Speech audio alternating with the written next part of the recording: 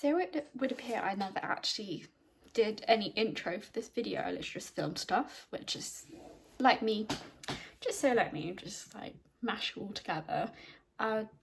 Excuse the random things in random places in my office because Amber likes to help herself to the bin, and the chair has just become a dumping ground of everything on the floor. Has to be up high, otherwise she starts eating it.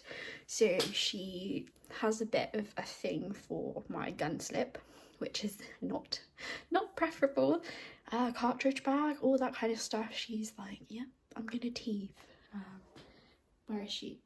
Fast asleep on the floor, cuddling her pheasant. She's so cute. Yeah, so I had a polo lesson on Sunday and it was amazing. I know I told myself it's a one-off, I'm not going to do it again. Love it, going to do it again. So we'll see how that goes. It's not something I'm going to do like every week, but I really like it. It's so much fun. Yeah. I also went shooting and out for brunch with my friend, or my friends, and it was a lovely day. Like, a long day because, you know, lugging your gun and everything around is hard work sometimes when you're walking around the stands. But it was good. I've forgotten how to shoot, apparently, and yeah.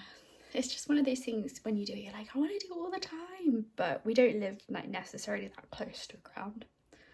So it's like, it's a monthly thing. Lovely, thank you. This is a bit of a mind confusing trap. It goes over your head, so you only really know where it's going until you see it.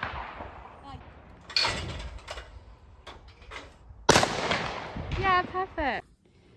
So I just got home from a shooting and brunch, and my wearing brick headband has arrived.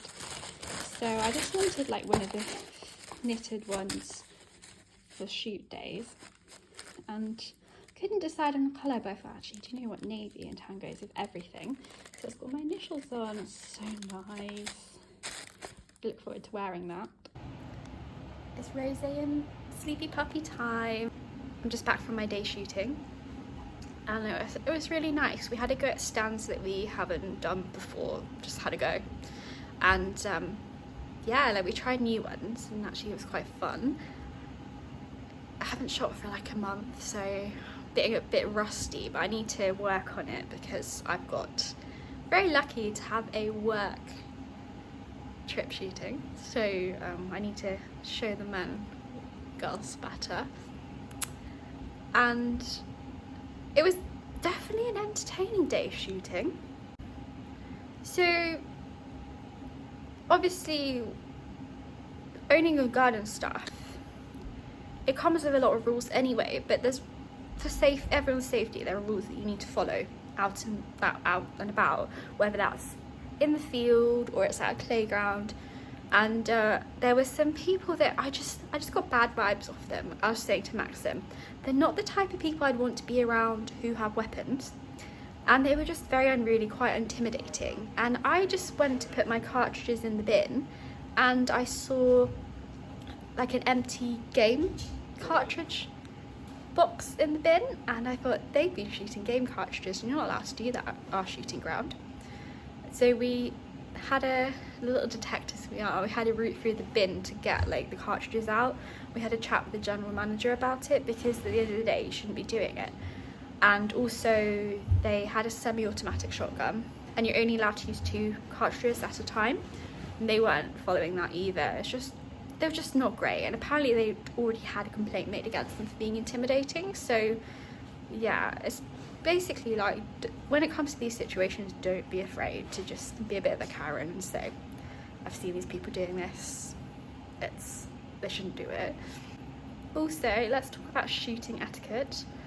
Pick up your cartridges after you're done. Don't just leave them on the floor. I don't care if you have a semi-automatic, just pick them up, like lazy buggers. Also, this is a very female specific problem, I feel like. Mansplaining. My instructor did warn me, and I think he warned Katie as well, that being a girl with a gun you're going to get a lot of unsolicited advice from men. That happened today to Katie. She was like a good sport about it, and to be fair, she got a few free clothes out of it. But yeah, just after it happened, I just said he wouldn't go up to a man and say that. Just leave us alone. Like, we both have the same instructor, we know what we're doing. I'm not taking some advice off some random person. But yeah, all is fun. So we just have to make our mark in the industry as women.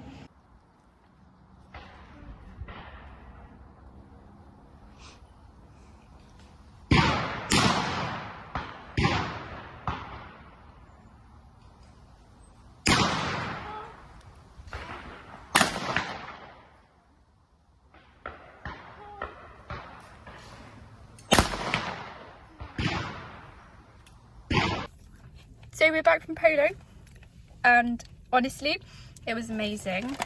Definitely worth waiting 8 years for. We're just having some snacks now because actually I felt like I needed something to eat after that. Even though I'm having dinner, so it's alright. I've got noodles on pie. Yeah. So the polo lesson was really, really good. We were taught by a guy who's like the same age as us, and funnily enough, we've crossed paths with him before at the other polo club, and he lives up the road from me. So weird, but yeah, honestly, so much fun. Definitely hard to like get used to the stick and not whacking the horse. I did accidentally whack the horse in the face, and she told me off, obviously, but it was okay. What did you think, Emma? Yeah, it was really fun. It's just like you say, it's hard, and you're really worried about hitting their legs, and that was my biggest concern, is like accidentally hitting them in the legs, but actually that didn't really happen, so it was nice. It was good fun. Yeah, you have to be in half seat when you go to hit the ball, and sometimes my brain just couldn't compute like leaning forward and hitting the ball, and I almost fell off. So Lots to think about at once, isn't it? You're like, stick, half seat. but we're gonna get each other sticks for Christmas so we can practice. Be good. So we're gonna be like whacking it around the living room. I'll I'll go out in the over garden. to yours. I'll go in my garden and whack it. But yeah, amazing. We're definitely going to do another one. And we'll see where we go from that. Might be pro polo players by next year. So, another Sunday, another game cookery corner, as it's turning into on my vlogs. So we've got duck shot last weekend, so it's gadwal duck. And we're making sticky hoisin duck with mango noodles. It's a Waitrose recipe. If I can find it online, I'll link it in. So you basically make a dressing with a tablespoon of hoisin,